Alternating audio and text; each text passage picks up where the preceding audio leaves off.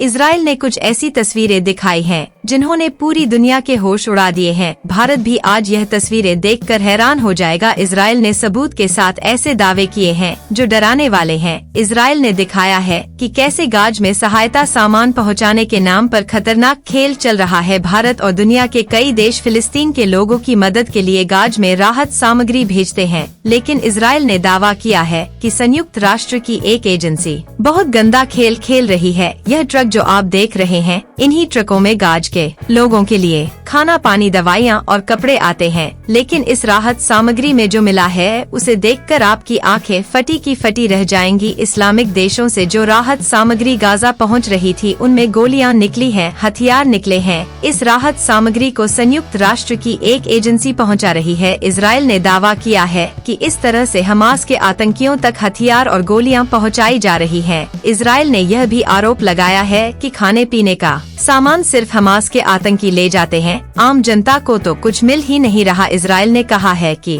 संयुक्त राष्ट्र की एजेंसी UNRWA हमास के आतंकियों से मिली हुई है। इस एजेंसी का पूरा नाम है United Nations relief and work agency for Palestine refugees. यह एजेंसी ही फिलिस्तीन समेत पूरे मिडिल ईस्ट में संयुक्त राष्ट्र की तरफ से राहत और पुनर्वास का काम करती है। संयुक्त राष्ट्र की इसी एजेंसी के जरिए भारत और दूसरे देश भी फिलिस्तीनी लोगों तक मदद पहुंचाते हैं, मगर इजराइल की माने तो यही एजेंसी राहत सामग्री के बीच हथियार डाल देती है। इजराइल ने ऐलान किया है कि वह इस एजेंसी से संबंध तोड़ रहा है और इसे जल्द बैन किया जा रहा है। इजराइल ने यह भी दिखाया कि गाज में UNRWA के ऑफिस के नीचे हमास ने अपना एक सीक्रेट डाटा सेंटर खोल रखा था। यह तो गजब हो गया। जमीन के ऊपर UN की एजेंसी का ऑफिस है और जमीन के नीचे हमास आतंकियों के कंप्यूटर सर्वर, इलेक्ट्रिकल रूम और बड़े पावर बैंक्स हैं। इजराइल तो यह भी आरोप लगा चुका है कि अक्टूबर में जो इजरायली लोगों पर हमला हुआ था, उनमें इसी एजेंसी के 12 लोगों की मिली भगत भी थी। सबसे बड़ा सवाल यह है कि भारत और दूसरे देश जो फिलिस्तीन के लोगों की मदद के लिए सामान भेज रहे हैं, क्या वह सामान फिलिस्तीन के लोगों तक पहुंच रहा है या फिर उसे हमास के आतंकी ले जा रहे हैं?